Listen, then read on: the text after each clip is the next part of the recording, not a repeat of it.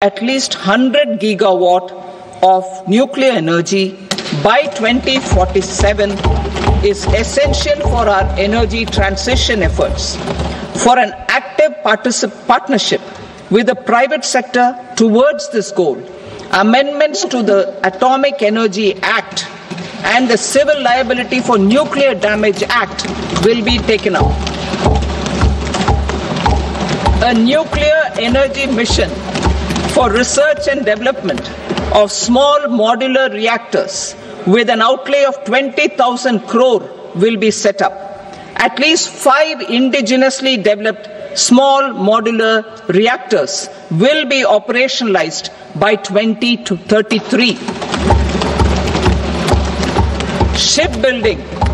The shipbuilding financial assistance policy will be revamped to address cost disadvantages.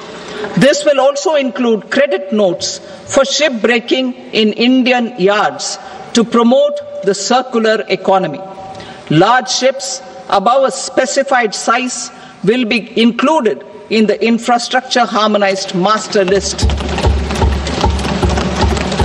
Shipbuilding clusters will be facilitated to increase the range, categories, and capacity of ships. This will include additional infrastructure, facilities, skilling, and technology to develop the entire ecosystem. Maritime Development Fund. For long-term financing for the maritime industry, a Maritime Development Fund with a corpus of 25,000 crore rupees will be set up.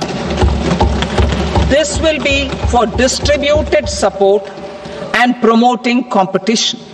This will have up to 49% contribution by the government, and the balance will be mobilized from ports and from private sector. UDAN regional connectivity schemes.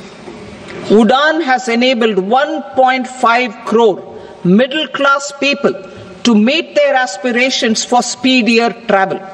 The scheme has connected 88 ports, airports, and operationalized 619 routes.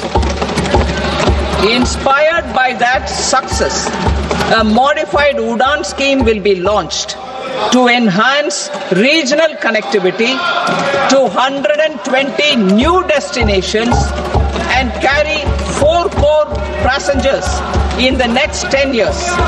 4 crore additional passengers in the next 10 years. The scheme will also support helipads and smaller airports in hilly, aspirational, and northeast regional districts. Greenfield airports will be facilitated in Bihar to meet the future needs of the state. These will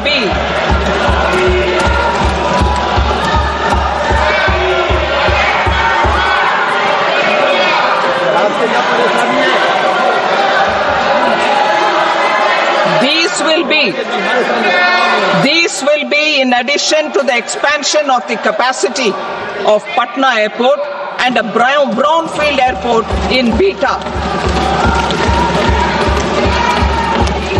Western Kosi Canal project in Mithilanchal.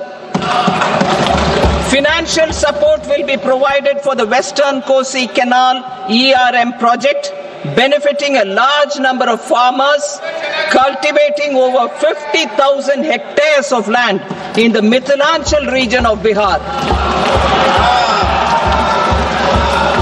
Mining sector reforms. Mining sector reforms, including those for minor minerals, will be encouraged through sharing of best practices and institutions of a state mining index. A policy for recovery of critical minerals from tailings will be brought out. Under the special window for affordable and mid-income housing, SWAMI, 50,000 dwelling units in stressed housing projects have been completed and keys handed over to home buyers. Another 40,000 units will be completed in 2025, further helping middle-class families who were paying EMIs on loans taken for apartments while also paying rent for their current dwellings. Building on this success, Swami Fund 2 will be established as a blended finance facility with contribution from the government, banks and private investors. This fund of 15,000 crore rupees will aim for expeditious completion of another 1 lakh units. PM Gati Shakti data for private sector. For furthering PPPs and assisting the private sector in project planning, access to relevant data and maps from the PM Gati Shakti portal will be provided. Tourism for employment-led growth. Top 50 tourist destination sites in the country will be developed in partnership with states through a challenge mode. Land for building key infrastructure will have to be provided by the states. Hotels in these destinations will be included in the infrastructure harmonized list. The following measures will be taken for facilitating employment-led growth. Organizing intensive skill development programs for our youth, including in institutes of hospitality management. Providing mudra loans for homestays. Improving ease of travel and connectivity to tourist destinations. Providing performance-linked incentives to states for effective destination management, including tourist amenities, cleanliness, and marketing efforts.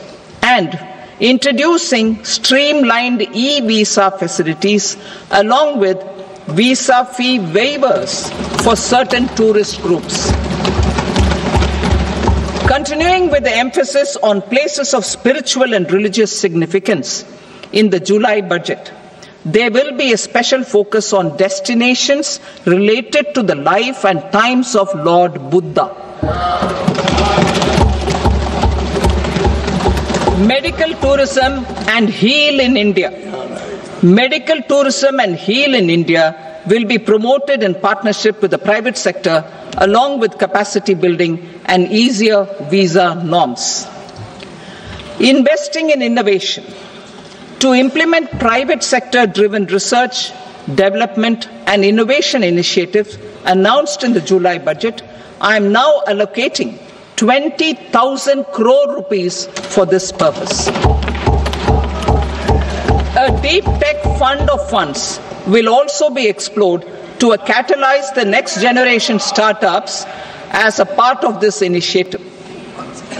In the next 5 years, under the PM Research Fellowship Scheme, we will provide 10,000 fellowships for technological research in IITs and IISc with enhanced financial support. The second gene bank with 10 lakh germplasm lines will be set up for future food and nutritional security. This will provide conservation support to both public and private sectors for genetic resources. We will start a national geospatial mission to develop foundational geospatial infrastructure and data. Using PM Gati Shakti, this mission will facilitate modernization of land records, urban planning, and design of infrastructure projects. A Gyan Bharatam mission for survey, documentation, and conservation of our manuscript heritage with academic institutions, museums, libraries, and private collectors will be undertaken to cover more than 1 crore manuscripts.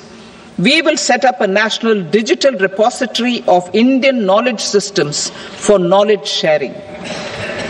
Now I move to exports as the fourth engine. We will set up an export promotion mission with sectoral and ministerial targets driven jointly by the Ministries of Commerce, MSME, and Finance. It will facilitate easy access to export credit, cross-border factoring support, support to MSMEs to tackle non-tariff measures in overseas markets. A digital public infrastructure, Bharat Trade Net, for international trade will be set up as a unified platform for trade documentation and financing solutions. This will complement the Unified Logistics Interface Platform. The BTN will be aligned with international practices. Support will be provided to develop domestic manufacturing capacities for our economy's integration with global supply chains. Sectors will be identified based on objective criteria. Facilitation groups with participation of senior officers and industry representatives will be formed for select products and supply chains. Through this, there are huge opportunities related to Industry 4.0, which needs high skills and talent. Our youth have both. Our government will support the domestic electronic equipment industry to leverage this opportunity for the benefit of our youth. A national framework will be formulated as guidance to states for promoting global capability centers in emerging Tier 2 cities. This will suggest measures for enhancing availability of talent and infrastructure, building bylaw reforms, and mechanisms for collaboration with industry. Our government will facilitate upgradation of infrastructure and warehousing for air cargo, including high-value perishable horticultural produce. Cargo screening and customs protocol will be streamlined and made user-friendly. Reforms as the fuel. Over the past 10 years, our government has implemented several reforms for convenience of taxpayers, such as faceless assessment, 2, taxpayer charter, 3, faster returns, 4, almost 99% returns being on self-assessment, and 5, Vivad Se Vishwas scheme.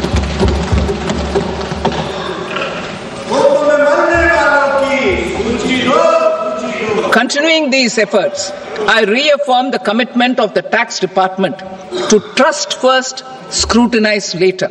I also propose to introduce the new income tax bill next week. I will detail the indirect tax reforms and changes in direct taxes in Part B. Financial sector reforms. The FDI limit for the insurance sector will be raised from 74 to 100%. This enhanced limit will be available for those companies which invest the entire premium in India.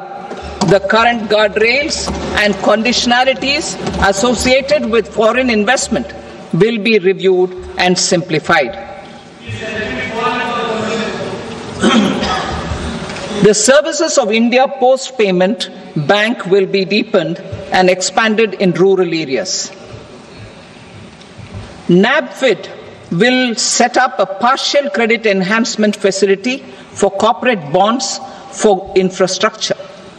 Public sector banks will develop Grameen Credit Score framework to serve the credit needs of SHG members and people in rural areas.